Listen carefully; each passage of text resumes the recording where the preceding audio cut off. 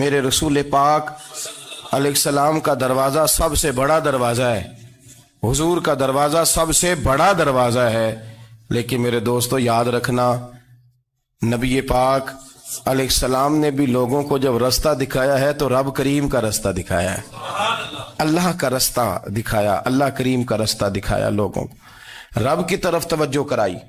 میرے رسول کریم سید عالم صلی اللہ تعالی علیہ وسلم نے لوگوں کی اللہ کی جانب توجہ کرائی اور لوگوں سے یہ کہا کہ وہ اپنے رب کریم کی جانب اپنا ذہن رکھیں، اپنی توجہ اپنے اللہ کی جانب مبذول کریں۔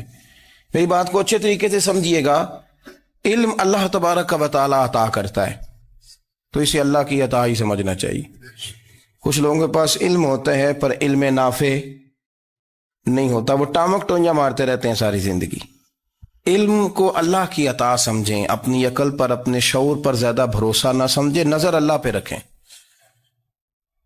حضرت مولا علی شیر خدا کرم اللہ تعالی وجہہ الکریم سے کسی نے پوچھا تھا بڑا عالم کون ہوتا ہے؟ ہمارے ہاں تو اب وہ والے عالم پائے جاتے ہیں نا، اللہ ماشاءاللہ، جو ممبر پہ بیٹھتے ہیں تو دعوے ہی دعوے ہیں، ممبر پہ بیٹھتے ہیں تو دعوے ہی دعوے ہیں، اس طرح کے عالم ہمارے ہاں پائے جاتے ہیں۔ وہ ہر بات میں دعویٰ کرتے ہیں، میں یہ کر دوں گا، میں وہ کر دوں گا۔ یہ مزاج علماء کا نہیں۔ حضرت علی المرتضیٰ سے کسی نے پوچھا بڑا عالم کون ہوتا ہے؟ فرمایا بڑا عالم وہ ہوتا ہے کہ جسے مسئلے کا پتہ نہ ہو تو وہ کہہ دے مجھے نہیں پتا، میں پتہ کر کے بتاؤں گا، غلط بات بیان نہ کرے۔ امام مالک سے کسی نے کوئی مسئلہ پوچھا تو آپ فرمانے لگے مجھے اس سوال کا جواب نہیں آتا، ہمارے بزرگ سمجھاتے کیا ہیں؟ وہ کہنے لگا آپ اتنے بڑے امام ہیں تو اس سوال کا جواب نہیں آتا۔ آپ فرمانے لگے اگر مجھے ہر سوال کا جواب آتا پھر تو میں خدا ہوتا، مجھے ہر سوال کا جواب نہیں آتا، مجھے تو اتنا آتا ہے جتنا میرے رب نے مجھے عطا کر دیا ہے۔ اپنی نظر اللہ پہ رکھیں، نکل آئیں اس معمے سے باہر کہ میں کوئی بلا ہوں، مجھے بڑا پتا ہے، میرے پاس 6 ڈگریاں ہیں، مجھے 10 جگہ پہ تدریس کا شغف حاصل ہے، اس سے نکلیں باہر۔ قرآن مجید دیکھیے گا، اللہ تعالیٰ نے ارادہ قدرت فرمایا کہ میں حضرت آدم کو بناؤں گا، پھر بنانے کے بعد فرمایا فرشتوں سجدہ کرو آدم کو، سب نے سجدہ کیا الا ابلیس ابا واستکبر وکان من الکافرین، سب نے سجدہ کیا سوائے ابلیس کے، اس نے انکار بھی کیا، تکبر بھی کیا اور کافروں میں سے ہو گیا۔ تو یہ جب اللہ تعالیٰ نے سجدہ کرایا تو کیسے کرایا؟ اللہ تبارک و تعالیٰ نے نا حضرت آدم کو علم سکھایا خود، وعلم آدم الاسماء کلہا، خود اللہ فرماتے ہیں کہ میں نے جناب آدم علیہ السلام کو تمام اشیاء کے نام سکھائے، سب اشیاء کے نام سکھائے۔ تو وہ چیزیں پھر میں نے نا، اللہ فرماتے ہیں میں نے فرشتوں پہ پیش کی، میں نے کہا کہ بتاؤ ان کے نام کیا ہے، تو فرشتوں نے جو جواب دیا وہ سمجھنے والا ہے۔ اللہ نے چونکہ خود علم سکھایا تھا حضرت آدم کو، جناب آدم سکھایا تھا، لیکن فرشتوں کو نہیں سکھایا تھا۔ تو اللہ کریم نے فرمایا فرشتوں اب یہ بتاؤ ان چیزوں کے نام کیا ہیں؟ تو فرشتے کیا کہتے ہیں؟ فرشتے عرض کرتے ہیں قالوا سبحانک لا علم لنا۔ آپ کبھی یقین کریں اس چیز کی لذت لے تو مزہ آ جائے۔ کہا قالوا سبحانک، کہنے لگے تو پاک ہے، قالوا سبحانک، کہنے لگے تو، بھئی آدم علیہ السلام کو نام سکھا لیے، پھر فرشتوں کے سامنے وہ چیزیں پیش کر کے کہا ان چیزوں کے نام بتاؤ، تو فرشتے کیا کہتے ہیں؟ کہتے ہیں قالوا سبحانک، تو پاک ہے، لا علم لنا، ہمارے پاس کوئی علم نہیں، الا ما علمتنا، ہمیں تو اتنا پتہ ہے جتنا تو نے ہمیں سکھا دیا ہے، ہمیں تو اتنا پتہ ہے جتنا تو نے ہمیں، لا علم لنا، ہمارے پاس کوئی علم نہیں ہے، اتنا ہی پتہ ہے جتنا تو نے ہمیں سکھا دیا ہے، اس سے زیادہ ہمارے پاس علم۔ اور یہ کیوں تو نے ہمیں جتنا سکھایا اتنا پتہ ہے؟ فرشتے یہ نہیں کہتے یا اللہ تو زیادہ سکھا، آدم کو دیا تو ہمیں بھی دے، یہ نہیں فرمایا، فرمایا انکا انت العلیم الحکیم، اے اللہ تو علم والا بھی ہے اور حکمت والا بھی ہے، تجھے پتہ ہے کس کو کتنا دینا ہے، جتنا تو نے مناسب سمجھا جناب آدم کو دیا، اور جتنا تو نے بہتر سمجھا وہ تو نے ہمیں عطا فرمایا۔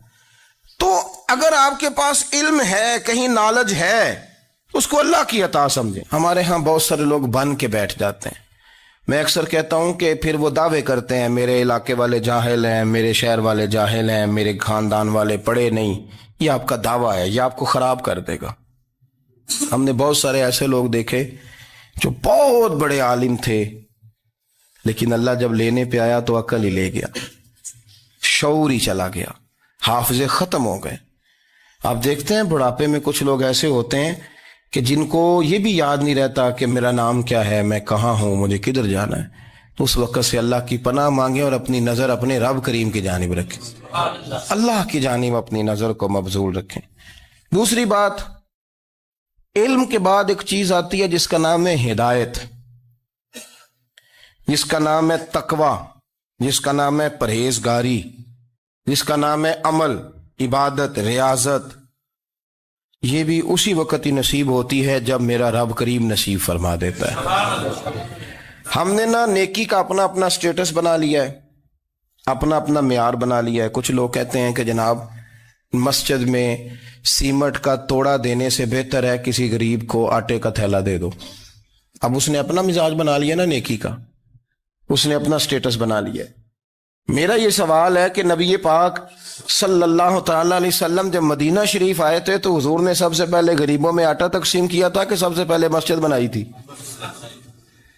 کیا عجیب لوگوں کا رنگ ہے، اپنی مرضی کی ہدایت، اپنی مرضی کا تقوی، اپنی مرضی کا معیار. مسجد کوئی بڑا چھوٹا خطیب بھی میری طرح کا ہو نا تو وہ مسجد میں بیٹھ کے جب نبی پاک کی بات کرتا ہے تو کہتا ہے میرے رسول پاک غریبوں کا سہارا بن کے آئے. وہ غریبوں کی بات کرتا ہے، مسکینوں کی، لاچاروں کی، کمزوروں کی بات. تو مسجد ہی تو وہ ادارہ ہے جہاں سے غریبوں کی بات ہو رہی. تو اب لوگوں نے غریب کو اور مسجد کو لڑانا شروع کر دیا. اس کو لڑاؤ کہ مسجد میں پیسے دینے سے بہتر ہے آپ غریب کو آٹے کا تھیلا دے دیں. آپ یہ کیوں نہیں کہتے کہ مسجد میں بھی آپ توڑا دیں ایک سیمٹ کا اور ساتھ غریب کو بھی خدمت کریں؟ یہ کیوں نہیں تقویٰ؟ اپنی اپنی مرضی کا مزاج، اپنی اپنی.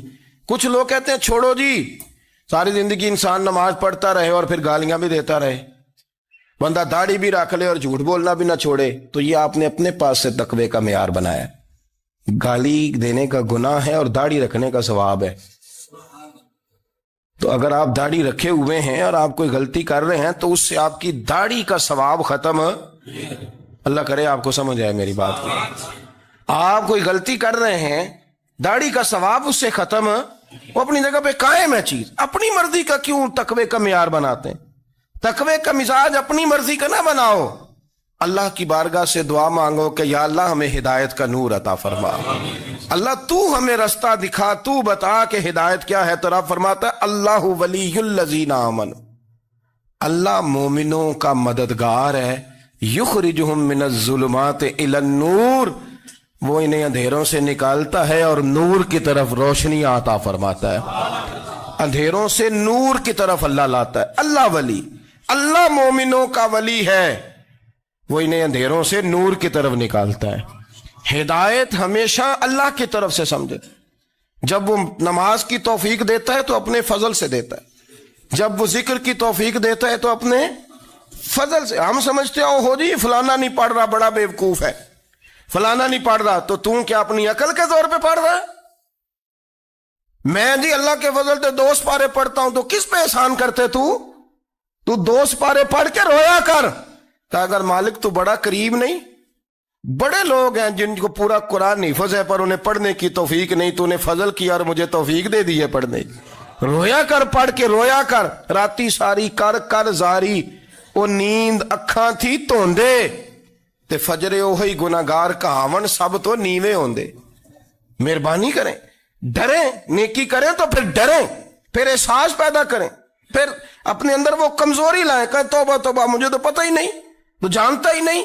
حضرت سیدنا امام اعظم ابو حنیفہ رحمۃ اللہ تعالی علیہ کے ساتھ ایک شخص کہتا میں نے نماز پڑھی تو عشاء کی نماز تھی. یہ جو لوگ بڑے ہوتے ہیں نا، جن کے پیار کرنے والے بڑے ہوتے ہیں، ان کے گرد خوف بھی بڑا ہی ہوتا ہے، انہیں بڑا ڈر لگتا ہے، بڑی بعض اوقات آزمائش ہوتی ہے ان کی. عشاء کی نماز کہتے پڑھی تو امام صاحب نے نا عشاء کی نماز میں تلاوت کی آیتیں فَمَن يَعْمَلْ مِثْقَالَ ذَرَّةٍ خَيْرًا يَرَهُ وَمَن يَعْمَلْ مِثْقَالَ ذَرَّةٍ شَرًّا يَرَهُ. فرمایا جو ذرہ برابر خیر کرے گا وہ بھی قیامت میں دیکھے گا، اور جو ذرہ برابر شر کرے گا وہ بھی قیامت میں اس شر کو دیکھے گا، اس کے سامنے آئے گا۔ تو وہ شخص کہتا ہے کہ سارے لوگ نماز پڑھ کے چلے گئے تو امام صاحب رحمۃ اللہ علیہ نے اپنی داڑھی پکڑی رو رہے ہیں، کہتے ہیں وہ ذرہ برابر نیکی کا بدلہ دینے والے، وہ ذرہ برابر شر پہ سزا دینے والے میری سفید داڑھی کو دیکھ، مالک میرے ذرے ذرے سامنے نہ لانا، لوگ تو میری بڑی قدر کرتے ہیں دنیا، میں تو بڑا پہچانا جاتا ہوں، لوگ تو میری راہوں میں پھول لیے کھڑے ہوتے ہیں، مجھے بڑا نوازتے ہیں، قیامت میں رسوا نہ کر دینا، میرے لیے مشکل ہو جائے گی۔ وہ کہتے ہیں میں نے امام صاحب کا درد دیکھا، مجھے کوئی کام تھا تو میں چلا گیا، میں نے کہا کہ وہ اس وقت اللہ کے حضور حاضر ہیں تو میں دوبارہ آؤں گا۔ کہتے ہیں میں تہجد کا وقت آیا تو امام صاحب وہیں بیٹھے تھے اور ان کی داڑھی آنسوؤں سے بھری ہوئی تھی اور زور سے داڑھی پکڑی ہوئی، کہنے لگے مالک رسوا نہ کر دینا، قیامت میں رسوا نہ کر دینا۔ یار جو ہدایت یافتہ لوگ تھے وہ تو ڈرے ہوئے تھے، وہ تو سہمے ہوئے تھے، وہ تو کہتے تھے یہ اس کا فضل نہیں، اس نے بلا لیا ہے، یہ اس کا کرم نہیں۔ حضرت باعزید بستامی کسی کافر کو دیکھتا تو رو پڑتے، کہتے مالک تو کتنا قریب ہے، یہ بے ایمان رہ گیا، تو نے اپنے فضل سے مجھے اپنے نبی کا غلام بنا لیا، وہ رو پڑتے۔ یہاں تو لوگوں کا دعویٰ ہی بڑا ہے، نمازی اللہ خیر فرمائے وہ تو دوسروں کو گھورتا ہے، وہ کہتا ہے جنت کا میں مالک ہوں، کنجیاں میرے پاس ہیں، میں کسی اور کو گھسنے نہیں دوں گا، اور اگر 2-3 حج کر لے تو پھر تو وہ کہتا ہے کہ اب میرے سے پوچھ کے لوگ جنت میں جائیں گے معاذ اللہ، اور اگر وہ 2 4 5 7 دفعہ کوئی نفل پڑھ لے تو پھر وہ کہتا ہے چھوڑیں جی سارے لوگ بے عمل ہیں، میں اکیلا نیک ہوں۔ نہ ایسا کریں، اپنی توجہ اپنے رب پہ رکھیں، اپنی توجہ اپنے معین الملت والدین، عطا رسول، ہند الولی، غریب نواز، خواجہ معین الدین چشتی، حضرت خواجہ اجمیر، شاہ اجمیر، والی ہندوستان، آخری عمر میں نا سارا دن روتے گزر جاتا، ساری رات روتے گزر جاتے، ذرا سی کوئی بات کرتا تو رو پڑتے، آنکھیں آنسوں سے بھری رہتی۔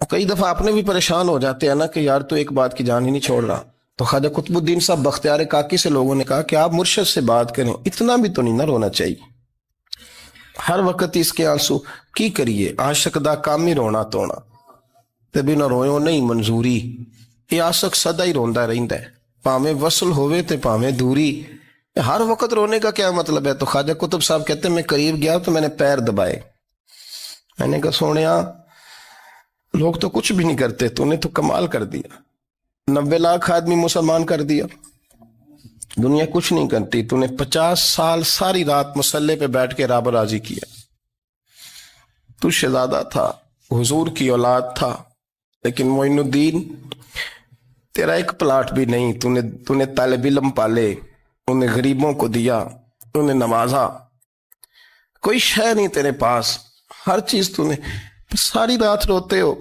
سارا دن روتے ہو۔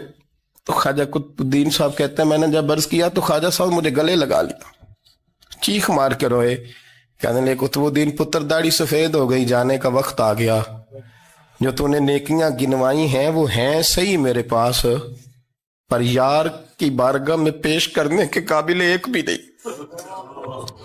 نہیں، تو بارگاہ تو دیکھ کتنی بڑی ہے، رسول کریم کی بارگاہ میں پیش کرنے کے قابل ان میں سے ایک بھی نہیں، تو آستانہ دیکھ کتنا بڑا ہے، کیا پیش کروں گا، کیا عرض کروں گا حضور کی بارگاہ میں، کس طرح؟ وہ یار جو بڑے تھے وہ تو ڈرے ہوئے تھے، سہمے ہوئے تھے، وہ تو بڑی آزمائش میں تھے، لیکن میرا اور آپ کا رٹا 2 نمازیں پڑھ کے 6 نمازوں کا دعویٰ کرنا اور لمبی چوڑی کہانیاں بنانا اور اپنے منہ سے اپنی تعریفیں کرنا، اس سے تھوڑا باہر آئیں۔ رزق بھی میرا اللہ ہی دیتا ہے، علم بھی اللہ دیتا ہے، رزق بھی۔ بڑے بڑے فقیروں کو مالدار ہوتے دیکھا، بڑے بڑے مالداروں کو فقیر ہوتے دیکھا، بڑے بڑے، میرے ایک بڑا سخی قسم کا سجن ہے، بڑا پیارا ہے، میں اسے سخی مانتا ہوں، میں نے اپنی پریشانیوں کے دنوں میں بھی اس شخص کو سخی دیکھا۔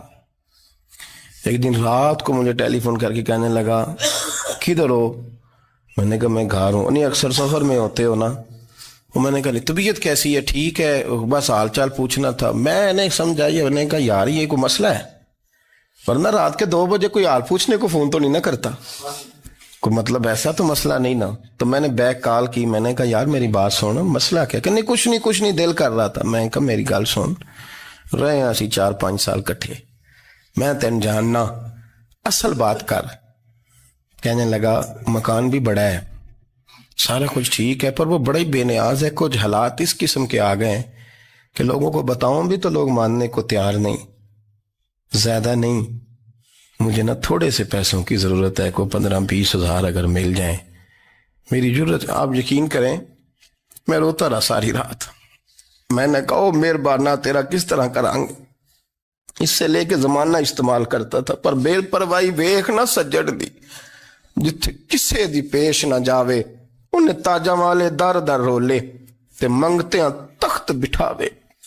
سجنا کسے نو کارا مل دئی, کوئی کعبے خالی آوے.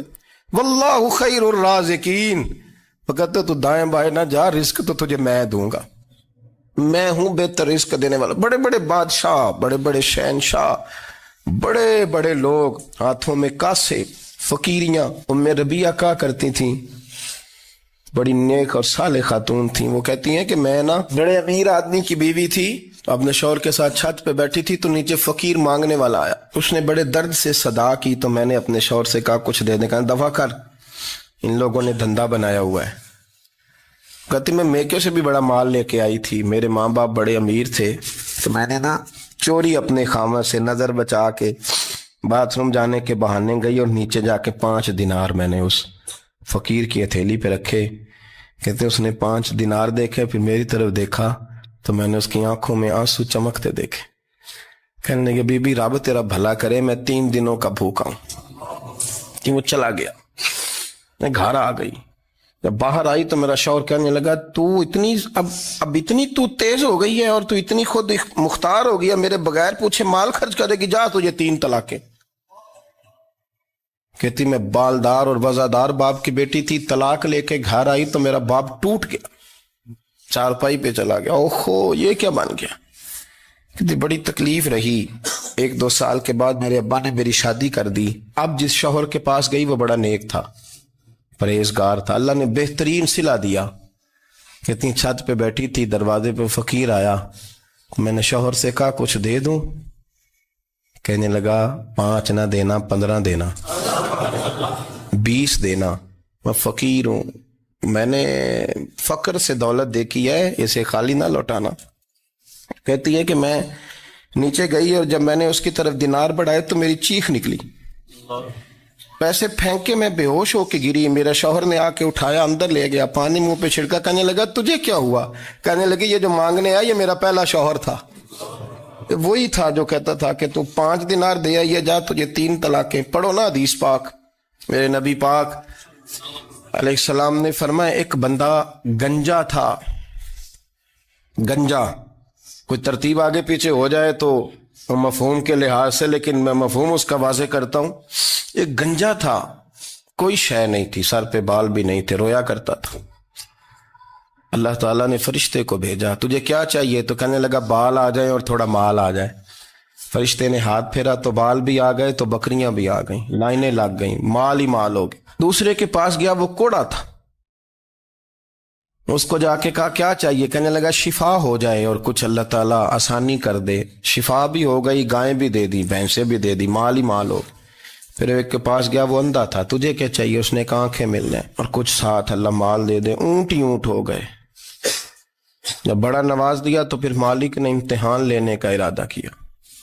یاری تیری سونا ہے پر آزمائشاں بھی تیریاں اگ, آزمائشاں تیریاں, صحیح کہہ رہا ہوں, آزمائشاں تیریاں, یاری تیری سونا ہے پر آزمائشاں تیریاں.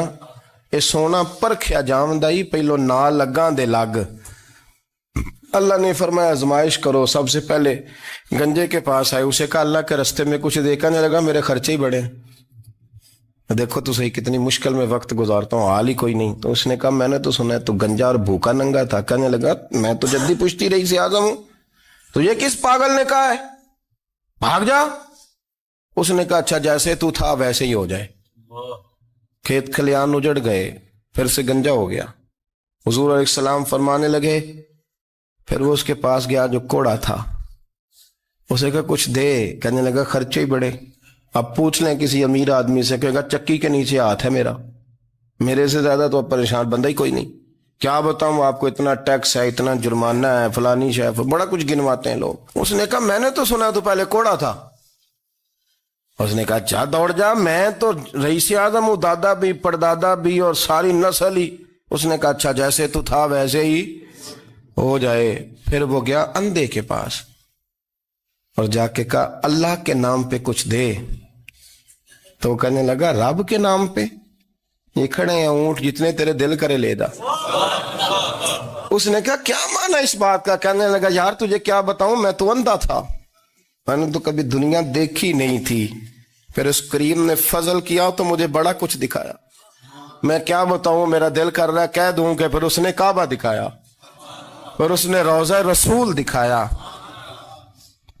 پھر اس نے ریاض الجنہ کے سجدے دکھائے، پھر اس نے اپنے محبوب کے دروازے کی رونقیں دکھائیں، اس نے بڑا کچھ دیا، اس نے بڑا نوازا۔ میرے پاس تو شاید میں بدکار پرانا خادم، کسے در ملی نہ ٹوئی، اے واصف یار نے نظر جو کی تھی، پھر واصف ہی ہوئی، یہ تو اس کا کرم ہوا۔ تو یہ وہ کہنے لگا تو اللہ کے نام پہ جان مانگ، میں وہ بھی دینے کو تیار، میرے پاس تو شے ہی کوئی نہیں تھی، مجھے تو اپنا پتہ ہے، میں تو کوئی شے نہیں تھا، کچھ نہیں تھا میرے پاس، یہ تو ان کا کرم ہے کہ رخ ان کا ادھر ہے، اور مختصر سی میری کہانی ہے، یہ جو بھی ہے ان کی مہربانی ہے۔ تو وہ کہنے لگا میں بھی کچھ لینے نہیں آیا تھا، تیری آزمائش ہی کرنے آیا تھا، تیری عزتیں بھی سلامت رہیں گی، تیرا مال بھی سلامت رہے گا، تیری شفا بھی۔ اپنی زندگی میں کبھی بھی اللہ کی بارگاہ سے توجہ ادھر ادھر نہ کریں، چھوڑیں لوگ کیا کر رہے ہیں، دنیا کیا کہہ رہی، کبھی بھی اپنی توجہ دائیں۔ ہمارا یہ مسئلہ بن گیا کہ ہماری سیاست ہے، ہماری دنیا داری ہے، ہم بندوں کو راضی کرنا چاہتے ہیں، ہم دیکھتے ہیں کون کس طرح، اور آپ یقین کریں آپ تھک جائیں گے، بندے راضی نہیں ہوں گے، وہ نہیں راضی ہوتے، آپ ان کو منا کے لائیں گے تو ادھر والے نکل جائیں گے، ادھر کو منائیں گے تو ادھر والے نکل جائیں گے۔ اس چکر سے باہر آئیں، اس رب کو راضی کریں جو فرماتا ہے ان الذین آمنوا وعملوا الصالحات سیجعل لهم الرحمن ودا۔ فرمایا تو ایمان لانے کے بعد نیک عمل کر، میں لوگوں کے دلوں میں تیری محبت پیدا کر دوں گا۔ رحمان لوگوں کے دلوں میں محبت ڈال دے گا، اللہ لوگوں کے دلوں میں۔ اپنی نظر ہمیشہ اپنے رب پہ رکھیں، اتنی لمبی چوڑی دنیا داروں سے امیدیں نہ وابستہ کریں۔ میں نے دیکھا ہے لوگ کاسا لیسی کرتے ہیں، کبھی اس کے دروازے پہ کبھی اس کے دروازے پہ، ان چکروں سے باہر آئیں اور اپنے رب کی بارگاہ کی طرف توجہ کریں، استغفار شوق سے پڑھا کریں، اور اکیلے میں نہ، اکیلے میں حضرت رئیس المتکلمین مولانا نقی علی خان صاحب رحمۃ اللہ نے لکھا ہے کہ فرعون 500 سال حکومت کر گیا، یہاں تو 5 سال کی حکومت کی پیر لڑکھڑاتے ہیں، 500 سال۔ فرماتے اصل وجہ یہ تھی کہ دنیا جب سو جاتی تھی نا تو اوپر چادر لے کے تو مصلے پہ بیٹھ جاتا تھا اور ہاتھ باندھ کے کہتا تھا رب تو ہی ہے، میرا پردہ نہ کھولنا، مالک تو ہی ہے، کرم نوازی کرنا، میری پکڑ نہ کرنا۔ وہ بے ایمان ہو کے اگر 500 سال ہاتھ باندھے تو گزارا کر لیتا ہے، تو ایماندار ہے، پر مسئلہ یہ ہے کہ تو رات کو بکل مار کے ہاتھ نہیں نہ باندھتا، تو منت نہیں کرتا، تو استغفار نہیں کرتا۔ توبہ کریں تو بچے رہیں۔ وہ اتنی لمبی حکومت کر گیا چونکہ رات کو کہتا تھا مالک رب تو ہی ہے، لیکن مہربانی فرما میری پکڑ نہ فرمایا تو اللہ نے تو اس کو مہلت دے دی۔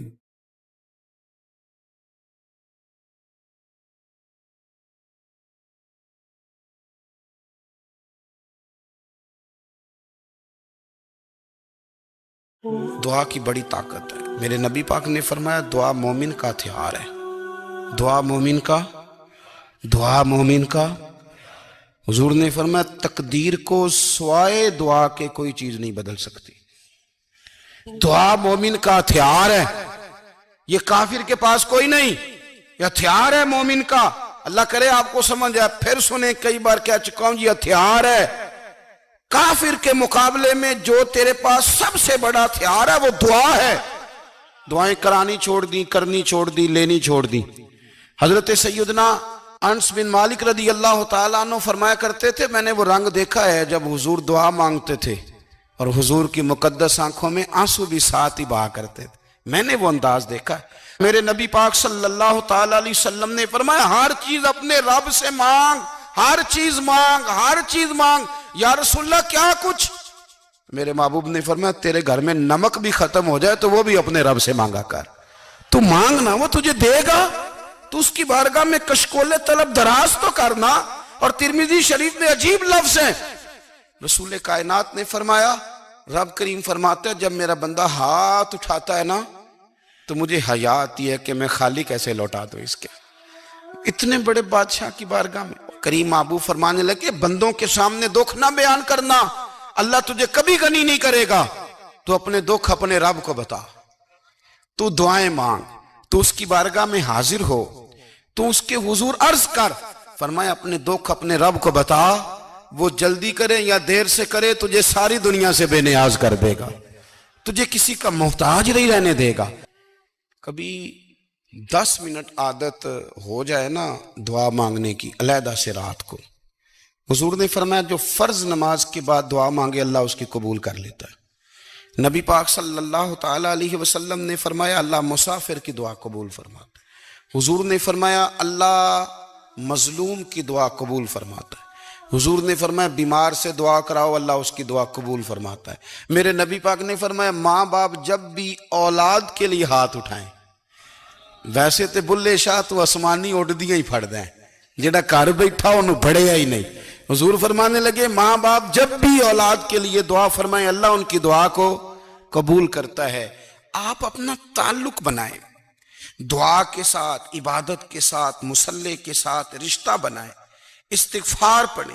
او میری ملت کے جوانوں، مزہ نہیں آ جاتا جب ساری دنیا سوئی ہو، ساری دنیا، اور بستر بھی گرم ہو اور نیند بھی پورا غلبہ کر رہی ہو، اور اچانک گھنٹی بجے دماغ میں، آنکھ کھلے، گھڑی پہ نظر پڑے، 3:30 4 بجے کا پیغام گھڑی بتائے، اور کوئی چڑھتی جوانی والا اٹھ کے وضو کرے، اور جب وہ مصلی کھول کے بچھائے تو مدینے والے محبوب کہتے ہیں کہ ہر نماز پہ رب ثواب دیتا ہے، اور جو اٹھ کے تہجد کی نماز پڑھے اسے دیکھ کے تو رب مسکراتا ہے، جو اس کی شان کے لائق ہے، جو اس کی شان کے لائق، وہ مسکراتا ہے، خوش ہوتا ہے کہ میرا بندہ تہجد میں اٹھ گیا، وہ مسکراتا ہے۔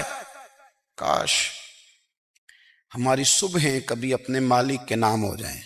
یہ نبی کریم نے وعدہ کیا ہے کہ تو سورت واقعہ پڑھ تیرے گھر میں فاقہ نہیں آئے گا۔ حضرت عبداللہ ابن مسعود رضی اللہ تعالیٰ عنہ بیمار تھے تو حضرت عثمان غنی رضی اللہ تعالیٰ عنہ تیمارداری کے لیے تشریف لے گئے، اور جا کر کے کہا کہ آپ بڑے بیمار ہیں، آپ کی بیٹیاں زیادہ ہیں، میں چاہتا ہوں کہ خزانے میں سے کچھ مدد کروں۔ تو سیدنا عبداللہ ابن مسعود رضی اللہ تعالیٰ عنہ اٹھ کے بیٹھ گئے اور کہنے لگے امیر المومنین اللہ آپ کو میری طرف سے، میری بیٹیوں کی طرف سے بہتر صلہ دے، میری بیٹیوں کو کسی خزانے کی ضرورت نہیں، میں نے انہیں خزانہ دے دیا ہے۔ کہا جناب آپ نے کون سا خزانہ دیا ہے، میں آپ کے مالی معاملات کو جانتا ہوں۔ تو فرمانے لگے امیر المومنین میرے نبی کریم نے فرمایا ہے جو سورت واقعہ پڑھے اسے کبھی فاقہ نہیں آتا، میں نے بیٹیوں کو یاد کرا دی ہے، یہ خزانہ میں نے انہیں دے دیا ہے۔ وہ سارے والدین سنیں جو بیٹیوں کے لیے پریشان رہتے ہیں۔ حضرت عبداللہ ابن مسعود نصیحت کر رہے ہیں، فرمانے لگے میں نے سورت واقعہ یاد بھی کرا دی ہے، پڑھنے کی عادت بھی ڈال دی ہے۔ حضور نے فرمایا ہے جو سورت واقعہ پڑھے اسے فاقہ نہیں آتا۔ کہنے لگے چاند تو اپنی جگہ چھوڑ سکتا ہے، سورج گر سکتا ہے، تارے ٹوٹ سکتے ہیں، پر مدینے والے رسول کی بات غلط نہیں ہو سکتی۔ حضور نے فرمایا فاقہ نہیں آئے گا تو انشاءاللہ کبھی بھی نہیں آئے گا۔ ایک بزرگ فرماتے ہیں میں نے دعا مانگنے کا طریقہ اپنی بیوی سے سیکھا،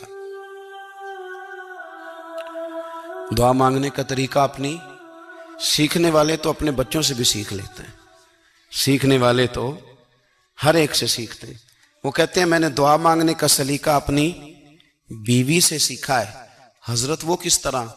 فرمانے لگے میری بیوی نے نا مجھے کوئی کام بتایا، کچھ پیسوں کی ضرورت کے لیے کہا، تو میں نے اسے کہا کہ بھئی ابھی میرے پاس نہیں ہے، کچھ دنوں میں آتے ہیں تو میں دے دوں گا۔ عورتوں کی عادت ہوتی ہے وہ بار بار یاد کراتی ہیں، 2-4 دنوں کے بعد پھر اس نے کہا حضرت وہ میں نے کہا تھا کچھ پیسے، میں نے اسے کہا کہ ابھی میرے پاس نہیں ہے، کچھ دنوں میں ملتے ہیں تو میں تمہیں دے دوں گا۔ اس نے کچھ دنوں کے بعد پھر کہا حضور وہ میں نے کچھ پیسے کہے تھے۔ فرماتے میں نے ڈانٹ دیا، میں نے کہا کہ کیا تو روز مجھے شرمندہ کرتی ہے، کہا نا میرے پاس نہیں ہے۔ ہوں گے تو دے دوں گا، تو روز یاد کراتی ہے۔ فرماتے ہیں اس نے پہلے تو میری ڈانٹ کو سہا، پھر میرے سخت جملوں نے اس کی آنکھوں میں آنسو پیدا کر دیے، پھر اس نے اپنے آنچل میں اپنے اس دکھ کو سمیٹا، اور پھر اس نے ایک جملہ کہا تو میں رو پڑا، اور مجھے اپنے رب سے مانگنے کا طریقہ آ گیا۔ مجھے کہنے لگی حضرت جی آپ نے ڈانٹ دیا، میں نے سہ لیا، پر آپ ہی میرے شوہر ہیں، بتائیں نا آپ سے نہ کہوں تو میں کس سے جا کے کہوں۔ فرماتے ہیں میں رو پڑا، اور میں کھل کے رویا، اور میں تڑپ کے رویا، اور پھر میری سسکیاں بند گئیں۔ تو مجھے کہنے لگی آپ کو کیا ہوا؟ میں نے کہا مجھے بھی دعا مانگنی آ گئی ہے۔ جب میں اسے کہوں گا نا اللہ تو ہی میرا رب ہے، میں تجھ سے نہ کہوں تو میں کس سے جا کے کہوں؟ میں کیوں کسی بندے سے سوال کروں؟ میں کیوں کسی دنیا دار سے کہوں؟ میں تیرے بندوں کا، نیک بندوں کا وسیلہ لے کے، تیرے محبوب کی غلامی لے کے تیری بارگاہ میں آیا، تجھ سے نہ مانگوں تو کس سے مانگوں؟ سمجھ آ گئی ہے؟ جب میں اس رنگ میں مانگوں گا تو پھر رب میرے اوپر بڑا ہی فضل فرمائے گا، وہ میرے اوپر بڑی رحمت کرے گا، وہ میرے لیے آسانیاں کرے۔ عزیز دوستو، ہم اس طرح کرنے لگ گئے ہیں کہ ہم نے نا اپنے تعلقات پر اعتماد کرنا شروع کر دیا ہے۔ میرے تعلقات بہت ہیں، ہم نے اپنی دولت پر اعتماد کرنا شروع کر دیا ہے، میرے پاس دولت بہت ہے۔ ہم نے اپنے علم پر، اپنی شہرت پر اعتماد کرنا شروع کر دیا ہے کہ میرے پاس فلاں چیز بہت ہے۔ یاد رکھنا، جب بے نیاز اپنی صفت بے نیازی دکھاتا ہے تو بڑی بڑی دولتوں والے مجبور نظر آتے ہیں۔ بھائیو، جب انسان کا رشتہ اپنے مالک کے ساتھ ہوتا ہے پھر تو غم بھی کچھ نہیں کہتے، پریشانیاں بھی کچھ نہیں کہتی، پھر تو زندگی صبر والی، پھر تو زندگی توکل والی، پھر تو زندگی بھروسے والی، پھر انسان اپنے آپ کو رسوا نہیں کرتا۔ دنیا داروں سے امیدیں اس کی ختم ہو جاتی، امیدیں اللہ رسول سے لگا لیتا ہے، مضبوط ہو جاتا ہے، مضبوط، طاقتور ہو جاتا ہے، خوددار ہو جاتا ہے، باوقار، باعزت ہو جاتا ہے۔ حضرت بہلول دانا رحمت اللہ علیہ بیٹھے تھے تو ہارون رشید حج کر کے آ رہا تھا، تو رستے میں حضرت شیخ سے ملاقات ہو گئی، تو السلام علیکم کے بعد کہنے لگا حضور کوئی حکم ہو تو بتائیے گا۔ تو حضرت بہلول دانا فرمانے لگے تیرا رب کون ہے؟ اس نے کہا اللہ۔ تو فرمایا میرا کون ہے؟ کہا اللہ۔ فرمانے لگے تو بڑا ہی بیوقوف ہے، کیا تو یہ سمجھتا ہے کہ رب ہارون رشید کو تو دے گا اور بہلول دانا کو بھول جائے گا؟ تیرا بھی وہی رب ہے، میرا بھی وہی رب ہے۔ اس نے اگر تجھے دے کے آزمایا ہے تو ہو سکتا ہے مجھے نہ دے کے آزما رہا ہو۔ جب اس کی حکمت کے تقاضے ہوں گے تو عطا کرے گا اور دے گا، تو جا اپنا کام کر۔ بھائی، اپنی روحانی زندگی، اپنی عبادات، اپنے وظائف، اپنے روزمرہ کے معاملات، اپنی دعائیں، اپنا استغفار، دیکھو کوئی مشکل کام تو نہیں 2 رکوع ہیں سورہ واقعہ کہ اگر رات کو پڑھ لی جائے تو۔ میں کس طرح یہ بات بیان کروں کہ تعویذ بانٹنا آسان ہے اور وظیفہ بتانا مشکل ہے۔ سارا دن تعویذ بانٹیں تو لوگ لینے کو تیار ہیں، اور اگر آپ وظیفہ بتائیں تو کہتے ہیں تو مشکل کام ہے۔ او خدا کے بندے، اگر آپ کا تعلق قرآن پاک کے ساتھ مضبوط ہو، قرآن پاک کے ساتھ اگر آپ کا رشتہ ہو، لوگ سفارشیں ڈھونڈتے ہیں نا دنیا میں، کوئی تعلق مل جائے تو میرا کام ہو جائے۔ دنیا میں اتنا مشکل معاملہ ہے، آخرت میں مجھے بتائیے گا کتنا مشکل معاملہ ہوگا۔ میرے نبی پاک صلی اللہ تعالی علیہ وسلم نے فرمایا جو لوگ سورہ ملک پڑھا کرتے تھے نا، سورہ ملک، یہ سورت ملک قیامت میں ان کی سفارش کرے گی، اور اس طرح کرے گی کہ کہے گی اے اللہ یہاں اس بندے کو جنت میں داخل کر دے یا مجھے قرآن پاک سے علیحدہ کر دے۔ تو رب فرمائے گا جا اس کا دامن تھام کے اسے جنت تک پہنچایا۔ آپ بات کو سمجھیں، جب آپ کے تعلقات اپنے معاملات کے ساتھ مضبوط ہوں گے۔ حضرت عبداللہ ابن عمر کو نبی پاک نے فرمایا تھا راجل صالح، یہ نیک بندہ ہے، یہ متقی آدمی۔ حضرت عبداللہ ابن عمر رضی اللہ تعالیٰ عنہ سیدنا فاروق اعظم رضی اللہ تعالیٰ عنہ کے صاحبزادے ہیں، اور ان کی ہمشیرہ سیدہ حفصہ رضی اللہ تعالیٰ عنہ حضور کی زوجہ محترمہ۔ ایک دن اپنی ہمشیرہ سے کہنے لگے کہ نبی کریم صلی اللہ تعالیٰ علیہ وسلم گھر میں آئے نا، اور اگر حضور غم امت میں پریشان نہ ہوں، طبیعت کو حشاش بشاش دیکھو، تو ذرا پوچھنا تو صحیح حضور کا میرے بارے میں کیا خیال ہے، پوچھنا تو صحیح کہ کریم کی بارگاہ میں میرا کیا مقام ہے، میرے بارے میں حضور کیا فرماتے ہیں۔ اب بہن کو کام بتائے اور بتائے بھی بھائی، اور پھر بہن وہ کام نہ کرے، یہ تاریخ میں ہوتا نہیں۔ حضرت عمر فاروق رضی اللہ تعالیٰ عنہ کی صاحبزادی ام المومنین رضی اللہ تعالیٰ عنہ فرماتی ہیں کہ میں تو بس منتظر تھی۔ انہوں نے تو کہا تھا نا کہ اگر تم حشاش بشاش دیکھو تو بات کرنا، لیکن حضور تشریف لائے، میری باری تھی، میرے گھر تشریف لائے، کھانا پیش کیا تو فوراً میں نے عرض کی حضور ایک بات پوچھنی تھی۔ تو حضور نے فرمایا پوچھئے۔ میں نے عرض کی حضور میرے بھائی عبداللہ ابن عمر کے بارے میں آپ کا کیا خیال ہے؟ نوجوانوں میری بات پہ غور کرنا، میرے بھائی کے بارے میں آپ کا کیا خیال ہے؟ تو نبی کریم صلی اللہ تعالیٰ علیہ وآلہ وسلم نے میری طرف دیکھا اور پھر حضور زیر لب تھوڑا مسکرائے۔ حضور مسکرا دیتے تھے نا تو جو بڑا دکھی ہوتا تھا وہ بھی ہنس پڑتا تھا۔ اب سوال پیدا ہوتا تھا کہ پھر تو اس مسکراہٹ کے لیے انتظار کرنا پڑتا ہوگا کئی مہینے کہ حضور مسکرائیں تو رونے والے ہنسیں، تو اعلیٰ حضرت فرماتے نہیں، انتظار نہیں کرنا پڑتا، یہ مسکراتے رہنا تو حضور کی عادت ہے۔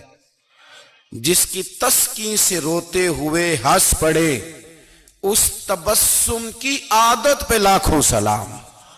یعنی یہ تو عادت ہے حضور کی مسکراتے رہنا، اس کے لیے انتظار نہیں کرنا پڑتا۔ بھائیو آپ خیال رکھیں گے، غور کریں گے، حضرت عبداللہ ابن عمر رضی اللہ تعالیٰ عنہ کے بارے میں پوچھا تو سیدہ فرماتی ہیں کہ نبی کریم صلی اللہ تعالیٰ علیہ وسلم نہ زیر لب مسکرائے اور فرمایا حفصہ تیرا بھائی ہے تو اچھا، لیکن میں نے سنا ہے کہ عشاء کی نماز پڑھتا ہے تو فجر تک سویا ہی رہتا ہے۔ او نوجوانوں، 10 بجے تک سونے کی بات نہیں ہوئی، 9 بجے تک سونے کی بات نہیں ہوئی، 11 بجے اٹھنے کی بات نہیں۔ حضور فرمانے لگے میں نے سنا ہے کہ عشاء کی نماز پڑھ کے سو جاتا ہے اور فجر تک سویا ہی رہتا ہے، اسے چاہیے کہ تہجد کے وقت اٹھا کرے، اللہ کی بارگاہ میں حاضر ہوا کرے، آہوزاری کرے، سجدے کرے، عبادت کرے، اٹھتا ہے اور فجر میں جا کے اٹھتا ہے۔ حضرت جناب حفصہ رضی اللہ تعالیٰ عنہ کہتی ہے میں نے جناب عبداللہ ابن عمر کو پیغام دیا اور میں نے کہا میرے جوان بھائی سن، نبی پاک نے فرمایا ہے تو اچھا پر تہجد میں نہیں اٹھتا، نفل نہیں پڑھتا۔ نبی کریم علیہ السلام نے فرمایا بندہ نفلوں کے ذریعے رب کے قریب جاتا ہے اور اتنا قریب جاتا ہے کہ پھر اللہ اس کی زبان بن جاتا ہے، اللہ اس کی آنکھیں بن جاتا ہے، کان بن جاتا ہے، ہاتھ اور پیر بن جاتا ہے۔ تو یہ تو عبادت ہے، یہ تو اللہ کی بارگاہ کی حاضری ہے جو آپ کو اللہ کے قریب کرے گی۔ تو اپنے نماز کو اہمیت دے کے ادا کریں، نمازیں موبائل بند کر کے ادا کریں۔ لیکن نا کچھ لوگ کہتے ہیں مجھے ٹائم نہیں ملتا نماز کا، تو میں کہتا ہوں یہ آپ نے بڑی جرت کی بات کی ہے۔ مجھے کو میرا پیر بھائی کہہ دینا میرے پاس ٹائم نہیں آپ کو ملنے کا، تو میں کہتا ہوں آج کے بعد آنا ہی نہ۔ میں دوں کیا سمجھتا ہے تو بہت بڑا آدمی ہے، تیرے پاس ٹائم نہیں ہے اور ہمیں ملنے کا ٹائم، موج کر۔ تو آپ نے اللہ رسول کو ہی کہہ دیا ٹائم نہیں۔ اور عجیب فلسفہ ہے نا، کہا جائے نماز پڑھنے آؤ تو کہتے ہیں کپڑے ٹھیک نہیں، اور کہا جائے کہ آؤ ذرا دعوت پہ چلیں تو کہتے ہیں 1 منٹ ٹھہر میں کپڑے بدل کے آیا۔ نماز کے لیے کہا تو کہتا ٹھیک نہیں، دعوت کے لیے کہا تو کہتا میں ذرا تیاری کر لوں، یوں جانا مناسب نہیں۔ یہ معاملہ ٹھیک نہیں۔ رب تو فرماتا ہے کہ جب تو مسجد میں آ تو زینت اختیار کر کے آ، خوب ذوق سے دعا مانگے، خوب شوق سے نماز پڑھیں، خوب استغفار کا مزاج بنائیں۔ آپ لوگوں کے بیچ رہ کے سوکھ حاصل کرنا چاہتے ہیں، لیکن آپ کو پتہ ہے کئی مہینے غار حرا میں رہنا بھی مدینے والے محبوب کا طریقہ ہے۔ ہر سال اعتکاف بیٹھنا الگ سے، یہ بھی حضور کا طریقہ ہے۔ مسجد نبی کے اندر دروازہ کھلتا تھا نبی کریم کا، پر گھر کے اندر نفل پڑے نبی پاک، اور حضور فرماتے ہیں کچھ نفل نماز گھر میں بھی پڑھا کرو، گھر کو قبرستان نہ بناؤ۔ ہمارا گھر اللہ کے ذکر سے آباد ہوگا۔ اگر ہم نماز پڑھیں گے نا، میں جب سنت پڑھنے کے لیے گھر میں کھڑا ہوتا ہوں تو میرا جو 2.5-3 سال کا بیٹا ہے نا، وہ بھی میرے ساتھ نماز پڑھنی شروع کر دے۔ اسے پتہ کوئی نہیں نماز کیا ہوتی ہے، لیکن وہ بھی نا سجدہ نہ بھی کرنا ہے تو ساتھ لیٹ ضرور جاتا ہے۔ پتہ چلا بچے لیکچر دینے سے نماز نہیں پڑھتے، نماز شروع کر دیں تو بچے بھی شروع کر دیتے ہیں۔ ہم جب پریشان ہوتے ہیں تو لیکچر دیتے ہیں، تو لیکچر تو باہر شاید چل جائے، گھر میں کیسے چلے گا؟ گھر میں تو عمل چلے گا۔ حضرت ابو الحسن رحمۃ اللہ تعالیٰ علیہ حضرت معاذ ابن جبل رضی اللہ تعالیٰ عنہ کے پاس بیٹھا کرتے تھے۔ فرماتے ہیں ان سے جو پیار بڑھا تو پھر میرا مصلی سے بھی بڑھ گیا. تابعی ہیں. فرماتے ہیں صحابی رسول سے محبت ہوئی تو ذکر سے بھی ہو گئی, پھر درود شریف سے بھی ہو گئی. محبت ان سے بڑھی تو پھر اللہ نے مسجد کا پیار بھی بڑھا دیا. آپ فرماتے ہیں کہ میری ہر وقت طبیعت چاہتی تھی کہ بس اللہ اللہ کروں, بس اللہ اللہ کروں, بس نہ میں ذرا تھوڑی جان چھڑاؤں لوگوں سے, کو 10 منٹ ملے تو میں کو 4 نفل پڑھ لوں, میں تھوڑا سا نہ بچوں لوگوں سے, اور مجھے تسبیح ملے تو میں نہ کو 400-500 دفعہ استغفار پڑھوں, سبحان اللہ, الحمدللہ, اللہ اکبر, لا حول ولا قوت الا باللہ, میں نہ تسبیحات پڑھوں. فرماتے ہیں کہ بچے تھے گھر میں 6-7, غربت تھی, کام ملتا کوئی نہیں تھا, اور میں کام چور نہیں تھا, کام ڈھونڈتا تھا, پر اللہ کی قدرت کے کام نہیں ملتا تھا. فرماتے ہیں کہ میں نے ایک دن اپنی اہلیہ سے کہا کہ آج میں پھر جاتا ہوں کام ڈھونڈنے. تو میری بیوی بڑی فرما بردار تھی, پر اس دن نہ غربت کے ہاتھوں تنگ آ کے کہنے لگی آج نانا کوئی تو چیز لے کے آیا. تو مجھ سے بچوں کی بھوک نہیں دیکھی جاتی, یہ سب روگاں دا روگ محمد جس دا نام غریبی, کنڈ بلا کے لنگ جاندے نہیں دوست یار قریبی. آج نہ کچھ لے کے آیا تو میں بچے لے کے میکے چلی جاؤں گی. شیخ فرماتے ہیں کہ میں بڑا پریشان گھر سے نکلا, پر میں نے صبح سے لے کے زور تک کام ڈھونڈا, کام ملا کوئی نہیں. تو میرے دل میں خیال آیا چلو کام نہیں ملتا تو اللہ اللہ تو کرے نا, چلو بندوں کی مزدوری نہیں ملتی تو رب کریم کی عبادت ہی کرتے ہیں. فرماتے ہیں کہ میں نے نا فرات کے پانی سے وضو کیا, نہر کے, شدید دھوپ تھی, ساتھ ریت تھی اور ریت تپ رہی تھی. میں نے اپنا رومال وہیں مصلی کے طور پر بچھا لیا, اور فرماتے ہیں کہ زور سے لے کر عصر تک نماز پڑھی, دھوپ بھی پورے زور پہ, پر میرے سجدے کا ذوق بھی پورے زور پہ. فرماتے ہیں سورج بھی چمک رہا ہے اور رب کی عبادت کا ذوق بھی پورے زور پہ. میں سجدہ کروں تو پھر میرا اٹھانے کو جی نہ چاہے. میرے استاد لکھا کرتے تھے, یہ ان کا شعر ہے, وہ کہا کرتے تھے مجھے سوز دے, مجھے ساز دے, اور مجھے نیم شب کا نیاز دے, دم سجدہ خود کو میں توڑ دوں, مجھے ایسا ذوق نماز دے. اور میں تیری بہار کا پھول ہوں, میں کھلا بھی ہوں تو تیرے لیے, مجھے میری شاخ سے توڑ لے, مجھے اپنی زلف کا ناز دے. بھائی فرماتے ہیں کہ عصر تک میں نے نفل پڑھے, دل ڈھلنے لگا, عصر کی نماز پڑھی اور میں وہاں سے چلا. اب میں جب نکلنے لگا تو دل میں خیال آیا کہ چھوٹی چھوٹی دیواریں ہیں گھر کی, بغیر کچھ لیے جاؤں گا تو بیوی دور سے دیکھے گی تو شور کرے گی کہ پھر خالی ہاتھ آ گیا ہے. کہتے میں نے اپنے اسی رومال میں جس پہ میں نے نماز پڑھی تھی نا, رومال میں کی آخی دے پنجابی جو صافہ کہتے ہیں, اسی میں نا میں نے کچھ ریت بھر لی کہ وہ دور سے دیکھے گی تو سمجھے گی کچھ لے کے آیا ہے, چلو جا کے اسے بتا دوں گا کہ آج پھر مزدوری نہیں ملی. کہتے ہیں وہ ریت لے کر جب میں گھر میں گیا تو پہلے بیوی دروازے پہ کھڑی ہوتی تھی, پوچھتی تھی خالی ہاتھ آ گئے ہو, آج میں نے دیکھا تو ہے ہی کوئی نہیں. فرماتے ہیں میں اندر داخل ہوا, سلام لیے, کونے میں نے وہ رومال رکھ دیا اور میں نے آواز دی کہ بھلی مانس کہاں ہو. تو وہ کہنے لگی آپ منہ ہاتھ دھو لیں, میں روٹی لے کے آئی. میں نے کہا روٹی کہاں سے آ گئی, یہاں تو کئی دنوں کے فاقے, تو کئی دنوں کی غربت ہے, یہاں تو اس گھر میں تو فقیری ہے. فرماتے ہیں کہ وہ روٹی لے کے آئی اور اس وقت کی جو موجودہ نعمتیں تھیں, سمجھ لیں سلاد, اچار, ہر چیز ساتھ لائی. میں نے کہا کہ بچے کہاں گئے؟ کہنے لگی وہ کھانا کھا کے کھیلنے گئے, آپ کھانا کھا لیں آ جاتے. کھانا اس نے چن دیا. میں نے حیرت انگیز لہجے میں ساری نعمتیں اپنے دسترخوان پہ دیکھ کر کے بیوی سے پوچھا یہ کہاں سے آیا کھانا, بچوں کو تو نے کہاں سے کھانا کھلایا, یہ سارا کچھ کیسا ہے؟ کہنے لگی پتہ نہیں آج آپ کس کریم کی مزدوری کرنے چلے گئے تھے, پتہ نہیں کس کریم کی, میرے گھر میں تو اتنی نعمتیں آئی ہیں کہ مجھ سے سنبھالی نہیں جا رہی, اتنا اناج ہے, اتنا گندم ہے, کس کریم کے دروازے آج چلے گئے تھے. یہ کہتے کہتے وہ اٹھی اور اٹھ کر کے کہنے لگی پہلے بڑا کچھ آیا تھا, اب کیا لے آئے ہو. اور جا کر کے نا اس نے وہ ریت والا رومال کھولا, کہنے لگے میں تو لے کے آیا تھا ریت, تو میرے رب نے اسے بھی سونے اور ہیرے بنا دیا تھا.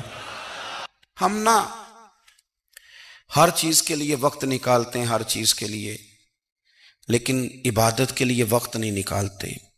ہر شے آباد ہے، ہر شے، ہماری فیس بک بھی آباد ہے، واٹس ایپ بھی آباد ہے، ہمارے ٹویٹر بھی آباد ہیں، ہماری ہر چیز آباد ہے۔ سب سے کم آباد ہمارا مصلی رہ گیا ہے، سب سے کم۔ وہ لوگ اب ڈھونڈنے سے ملتے ہیں جن کی بغل میں مصلی ہوتا تھا۔ میرے بھائی، آپ کتنا کو دنیا کے پیچھے بھاگو گے تھکا دے گی، کتنا دولت کے پیچھے بھاگو گے تھکا دے گی۔ آپ جب اپنی زندگی میں جمع تفریق کرو گے نا تو مرتے وقت احساس ہوگا کہ سارا کچھ تو لوگوں کے لیے کیا، اپنے لیے تو کر ہی کچھ نہیں سکے۔ اور ہم عبادت کے معاملے میں بہانے بازی بھی کرتے ہیں۔ ہم کہتے ہیں اوہو رزق کمانا بھی تو عبادت ہی ہے نا، تو میں حلال روزی کے لیے جا رہا ہوں، یہ بھی تو عبادت ہے نا۔ میری طرح کے لوگ کہہ دیتے ہیں کہ میں سویرے اٹھ کے مدرسے میں کچھ اسباق دیکھتا ہوں تو یہ بھی تو عبادت ہے، میں بیان کرنے کے لیے مطالعہ کرتا ہوں تو یہ بھی تو عبادت ہے نا، اتنے لمبے سفر کر کے ملک میں دنیا میں گھومتا ہوں تو یہ بھی تو میں عبادت ہی کر رہا ہوں۔ اب اسپیشل نفلوں کے لیے وقت کس طرح نکلے، اسپیشل کر کے تسبیح میں کیسے چلاؤں، میں سارا کچھ ہم بہانے بنا لیتے ہیں نا۔ میرا سوال یہ ہے کہ یہ ساری باتیں صحابہ کو، نبی کریم کو، دیگر لوگوں کو بھی تو پتہ تھی نا، لیکن آپ غور تو کریں، 23 سال حضور کو وقت ملا، مختصر وقت ظاہراً تبلیغ کرنے کے لیے، پوری دنیا میں دین بھی پھیلانا ہے۔ گھر میں 11 ازواج ہے، 4 بیٹیاں ہیں، ان کی اولادیں، سارے کام کاج بھی دیکھنے ہیں۔ لیکن سیدہ طیبہ طاہرہ حضرت عائشہ صدیقہ رضی اللہ تعالیٰ عنہ فرماتی ہیں سارا دن تبلیغ کرتے، ہر غلام کے دکھ سنتے، گھر میں آتے تو اپنے گھر والوں کا خیال کرتے، کام میں ہمارا ہاتھ بٹاتے۔ قربان جاؤں، کہتی ہیں زمانہ سارا سو جاتا لیکن آمنہ کے لال مصلی بچھا لیتے۔ دنیا سو گئی، ساری سب سو گئے، جو خدام تھے، وہ جو غلام تھے، وہ سو گئے۔ صحیح مسلم میں لفظ ملیں گے، سیدہ پاک فرماتی ہیں او میرے نبی کے غلاموں، میں نے یہ رنگ بھی دیکھا ہے کہ حضور نے اتنا کھڑے رہے، اتنا قیام کیا، اتنا قیام کیا کہ مقدس پیروں میں ورم آ گئے، سوج گئے پیر، اتنے بڑے۔ دل پہ ہاتھ رکھ کے نہیں بتا سکتا کہ میرے کبھی نماز میں پیر سوج گئے، کوئی نہیں بتا سکتا۔ بچوں کی روٹی کماتے تھک گئے بات الگ ہے، ہم سیر کرنے گئے تو تھک گئے بات الگ ہے، لیکن عبادت میں یہ بھی تو مسلم شریف ہے نا، یہ بھی تو دین ہے نا، یہ بھی تو حضور کی سنت ہے، یہ بھی تو وہ چیز ہے جو کریم کی آنکھوں کی ٹھنڈک ہے۔ سیدہ فرماتی ہیں پیروں میں ورم آ گئے، اور ساری رات ہی حضور نے نماز پڑھی اور ایک ہی آیت بار بار دہرائی۔ مسجد نبوی میں بلال حبشی نے فجر کی اذان دے دی اور حضور ابھی مصلی پہ تھے، کریم فارغ ہوئے۔ میں نے عرض کی یا رسول اللہ صلی اللہ علیہ وسلم، آپ کے تو صدقے اللہ اگلے پچھلوں کے گناہ معاف کرے گا، تو آپ اتنی آہوزاری کیوں فرماتے ہیں؟ آپ تو شفیع ہیں، آپ تو انبیاء کے امام ہیں۔ تو حضور نے فرمایا عائشہ تم نے گنوایا ہے نا میرے اللہ کی مجھ پر کتنی رحمت ہے، افلا اکون عبدا شکورا، فرمایا اگر اس نے اتنی نعمتیں دی ہیں تو کیا میں اس کا شکر گزار بندہ نہ بنوں، میں شکر گزار بندہ نہ بنوں اس کا؟ پھر اگر اتنی نعمتیں اس نے دی ہیں، مجھے اتنا نوازا ہے، تو پھر میں اس کے سامنے سجدے نہ کروں؟ او میرے بھائی، بڑے قابل فخر لوگ ہیں ہم کہ ہم نبی پاک کے غلام ہیں، ہم قابل فخر ہیں کہ نبی کریم کے غلام ہیں۔ کیا کبھی اس غلامی کے شکرانے میں بھی 2 نفل پڑھے کہ یا اللہ تیرا شکر ہے تو نے ہمیں حضور کا غلام بنایا ہے؟ یاد رکھیں کہ اپنی روحانی زندگی کو آباد کریں، استغفار پڑھیں، تسبیحات کریں۔ تو میرے عزیز، آج کے اس روحانی اجتماع میں ہمارے دوستوں نے جو محنت کی، ہم نے بار بار اپنی نیت سے پوچھا خدا ہمیں معاف کرے اگر کوئی ذاتی شہرت ہے، کوئی ہمارے ذاتی مفادات ہیں، رب ہمیں ہدایت دے۔ ہماری یہ خواہش تھی کہ روحانی اجتماع ہمیں تھوڑا سا اللہ اور اس کے رسول کے جانب مائل کرے، کچھ ہمارا رشتہ مصلی کے ساتھ مضبوط کرے۔